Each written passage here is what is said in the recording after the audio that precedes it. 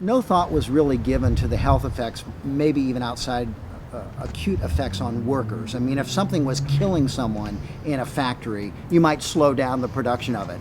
But once it was out into the environment, there were no laws, there were no regulations, there were no thresholds, and that is largely true today. I mean, one of our toughest talking points, both with reporters and with regular people, they just can't believe these chemicals aren't regulated, but they're not. A lot of these chemicals are post-war creations, so they entered commerce in the aftermath of World War II.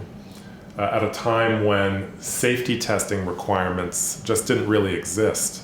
So these chemicals have been in consumer products for decades, and a lot of them are hormone-disrupting chemicals. Once they're in our bodies, they mimic estrogen or testosterone, and they trigger all of the biological processes that hormones trigger. We have found over 200 toxic chemicals in the umbilical cord blood of babies. So you're polluted before you're born. Some of those chemicals were banned 30 years ago, and they're still showing up in newborns today.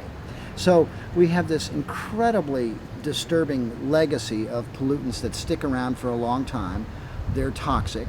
They get into our blood.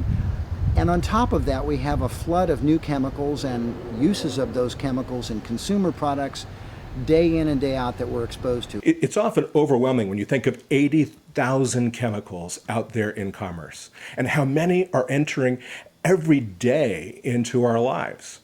Now, if you picture a tanker truck on the road filled with industrial chemicals that haven't been tested for safety, well, picture 2 of those, or 10, or 100.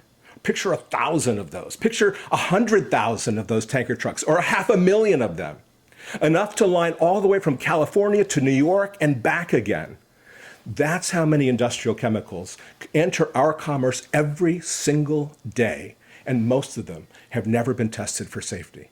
Now, that can be overwhelming, and it should be. We need to take action. But for an individual parent, it's important to know that we only have a very small area to defend. Our home, first of all, but even narrower than that. The chemicals get into kids basically in just 3 ways. It's what goes into their mouth, it's what they breathe, and what goes onto their skin. And if we take charge there, that's the best way that we can protect our own kids.